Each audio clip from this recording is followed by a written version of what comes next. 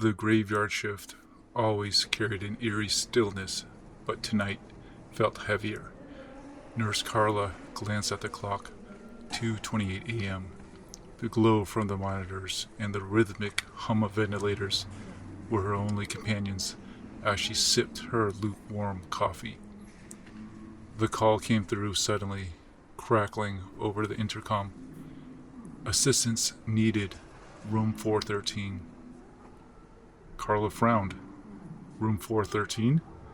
That was in the old wing of the hospital, an area rarely used. That part of the building was slated for renovation.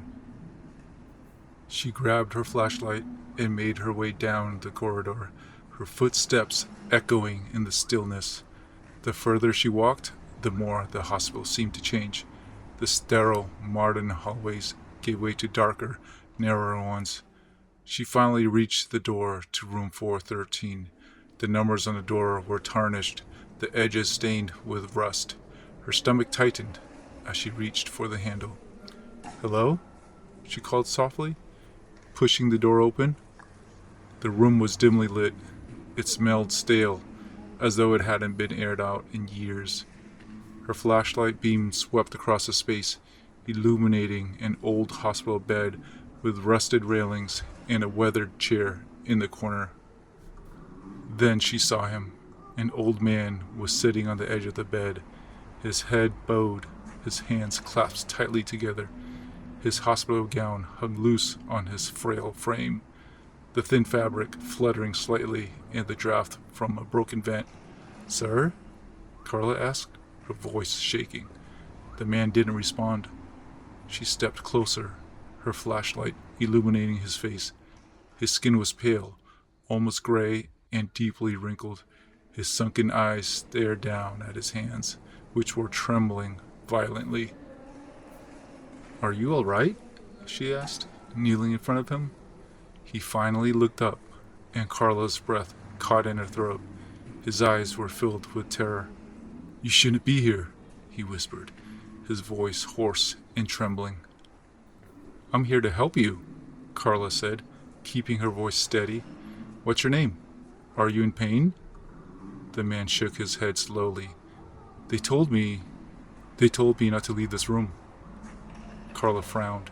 "Who told you that?" He didn't answer. Instead, his eyes darted to the door, and he flinched as if expecting someone to burst through at any moment. "Sir, you're safe. No one's going to hurt you," she said. The man grabbed her wrist with surprising strength, his fingers cold and clammy. "They'll come back," he hissed. "They always do." Carla's heart began to race. "Who are you talking about?" The man opened his mouth to speak, but before he could answer, they both froze. Footsteps, slow and deliberate, echoing down the hallway. Carla turned towards the door, her grip tightening on the flashlight. The footsteps grew louder, each one measured and heavy. "Stay here," she whispered to the old man, though her voice was unconvincing even to herself. She stepped into the hallway, the beam of her flashlight cutting through the darkness. "Hello?" she called out. No response. The footsteps stopped abruptly, leaving an oppressive silence. Carla strained to hear, her ears catching only the faint hum of the building's ancient ventilation system. She turned back to the room.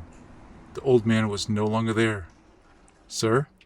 she called, stepping inside. The room was empty. The sheets on the bed were rumpled, as though he had left in a hurry. Her flashlight beam landed on the chair in the corner. Resting on it was a pair of old leather shoes. Next to them was a pair of patient files, their corners yellowed and curling. Carla's hands trembled as she picked one up. The name of the file matched the old man's hospital bracelet, but the date of the admission made her stomach drop. January 13th, 1962.